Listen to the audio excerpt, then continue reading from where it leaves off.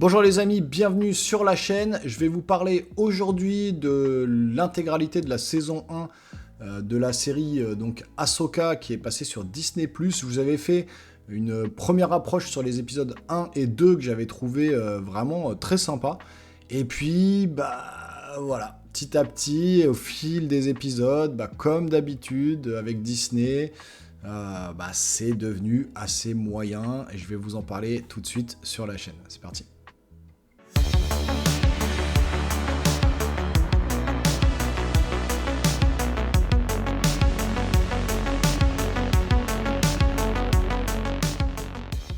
Alors, la série Ahsoka, Star Wars, Disney+, qu'est-ce que ça donne? Et après les deux premiers épisodes que j'avais trouvé quand même très sympas, on était très vite plongé dans l'univers Star Wars avec du Jedi, des combats au sable laser, des combats dans l'espace, des droïdes, du fanservice. Et je trouvais que ça marchait plutôt pas mal. Il y en a qui ont beaucoup aimé l'autre série, là, Andor, etc.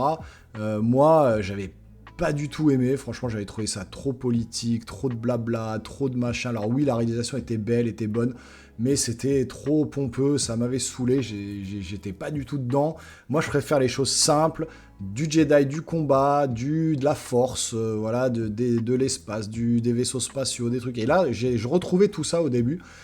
Et puis petit à petit, au fil des épisodes, je me suis aperçu que non, ça marchait pas tant que ça, c'était un peu le Star Wars du pauvre.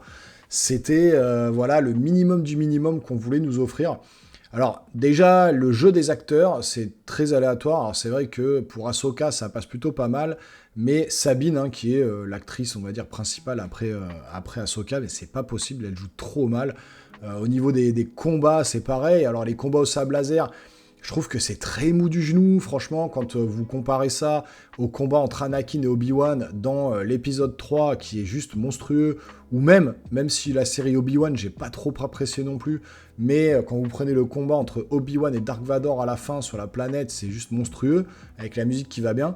Là, je trouve que tous les combats sont mous. Oh là là, mais qu'est-ce que c'est mou, surtout la Sabine, on voit qu'elle a appris ses gestes par cœur, et que c'est elle attend que les ennemis viennent l'attaquer pour faire le contre, etc.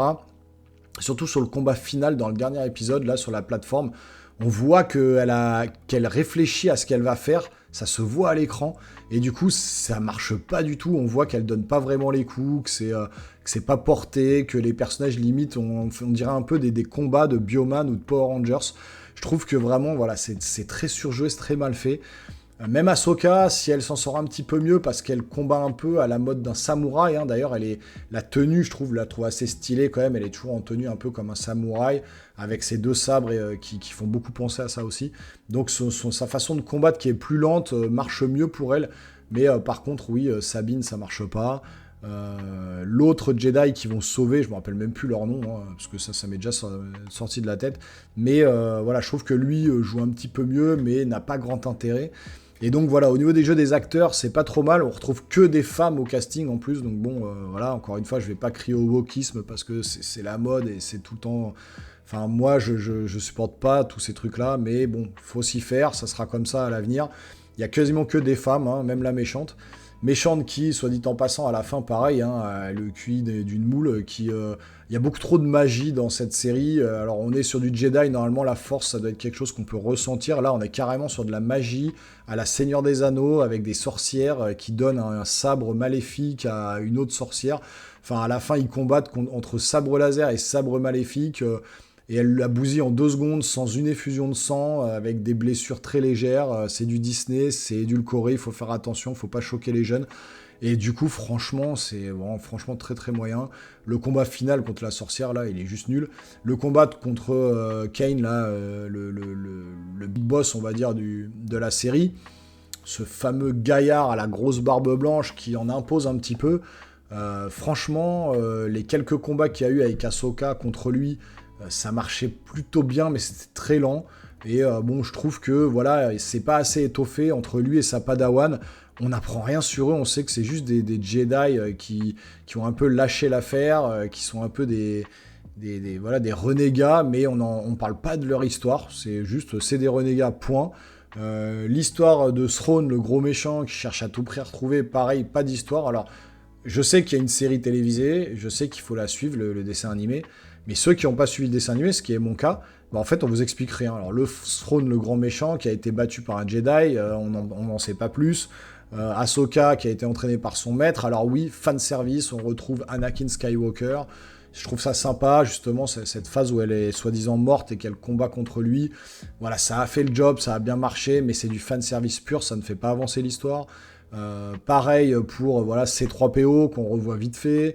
Les fameux Jedi un peu maléfiques, on va dire, du côté obscur, hein, les renégats, qui fonctionnent pas trop mal non plus. Mais voilà, beaucoup de fanservice, beaucoup de choses apportées à l'écran qui n'apportent rien, en fait, parce que l'histoire, elle est ultra simple, en fait. C'est retrouvons ce trône, et à chaque épisode, on va se retrouver dans le vaisseau. C'est ce que j'ai remarqué à la fin. Je me suis dit, mais en fait, Ahsoka, elle est toujours dans le vaisseau.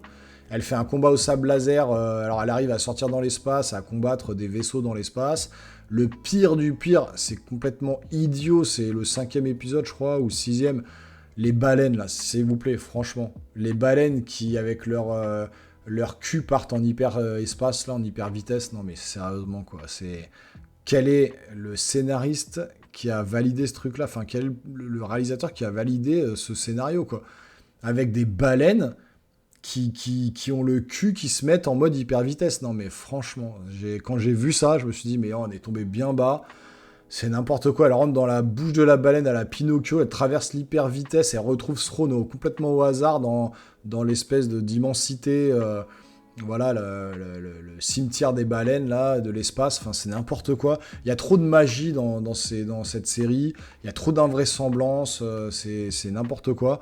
Et ça marche pas, enfin, franchement, 8 épisodes juste pour trouver ce trône et qui arrive à se sauver en 5 minutes, avec des combats très moyens, les chorégraphies de combat très moyennes aussi, pas d'histoire racontée sur les personnages. Voilà, c'était vraiment très très plat, quoi. Donc la série est très très plate.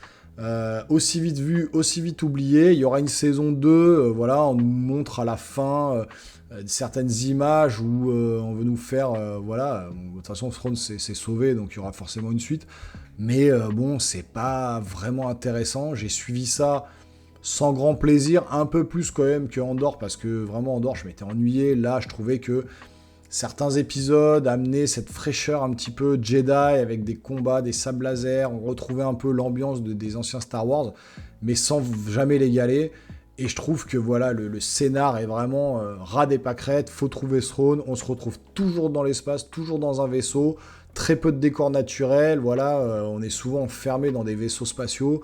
Dans l'espace, ça bouge pas beaucoup. Il y a des revirements de situation où je suis une traite, mais je reviens vers toi, je m'excuse. Enfin, c'est cousu de fil blanc.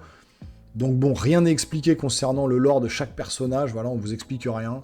Voilà, je trouve que c'est quand même assez plat. C'est le Star Wars du pauvre, comme j'ai dit. Vraiment, on prend le strict minimum. On vous balance à l'écran les 8 épisodes. Vous les regardez, vous les oubliez. En plus, des épisodes généralement de 30 à 40 minutes, pas plus. Donc bon...